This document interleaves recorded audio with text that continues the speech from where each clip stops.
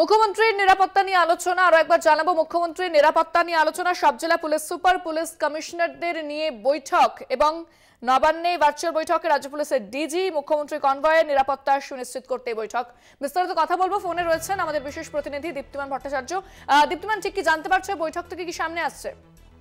দেখো, বৈঠকে যেটা স্পষ্ট নির্দেশ দেওয়া হয়েছে যে যত বড়ই নেতা হোক না কেন এবং যত বড় র্যাঙ্কের অফিসারই হোক না কেন, কারুরই কোনো পাইলট বা কাউকেই সিএম কনভয়ের ভেতরে এন্ট্রি করতে দেয়া হবে না আনটিল অ্যান্ড আনলেস যদি ডিরেক্টর সিকিউরিটি সেই গাড়ির ঢোকার পারমিশন দিয়ে থাকেন।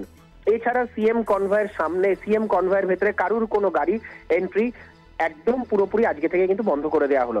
পাশাপাশি এটাও বলা হয়েছে যে যারা যারা নিরাপত্তার জন্য পুলিশ যখন ফোর্স ডিপ্লয় করা হয়, অনেক ফোর্স থাকে কিন্তু তারা এক জায়গায় দাঁড়িয়ে থাকে বা তারা দাঁড়িয়ে থাকে, প্রত্যেকের কিছু না কিছু কাজ থাকে, প্রত্যেকের কিছু না কিছু দায়িত্ব থাকে, প্রত্যেকের দায়িত্বটাকে কিন্তু বলে দিতে হবে এবং প্রত্যেকের কাছ থেকে সেই দায়িত্ব বুঝে নিতে হবে যে তারা কতটা কাজটা করেছে।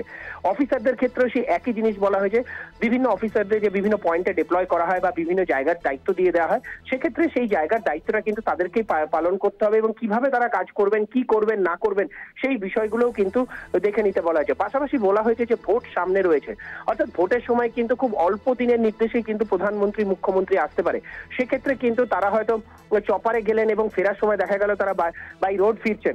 সেক্ষেত্রে কিন্তু এই চেঞ্জেস গুলোর জন্য কিন্তু তাদেরকে তৈরি থাকতে হবে। প্রত্যেক পুলিশ সুপার এবং পুলিশ কমিশনারদের এই পুরো বিষয়গুলোকে কিন্তু নজরে রাখতে হবে এবং সেই হিসাবেই কিন্তু তাদের প্রত্যেকটা রুট চেঞ্জ হলে পরে তাদের কি কি প্রিকশন নিতে হবে, কি কি ব্যবস্থা নিতে হবে, নিরাপত্তার ক্ষেত্রে কি কি ব্যবস্থা নিতে হবে, সেগুলো নেওয়ার জন্য তারা যেন তৈরি থাকেন। একেবারে ধন্যবাদ দীপ্তিমান। কথা বললাম আমাদের বিশেষ প্রতিনিধি দীপ্তিমান ভট্টাচার্যের সঙ্গে।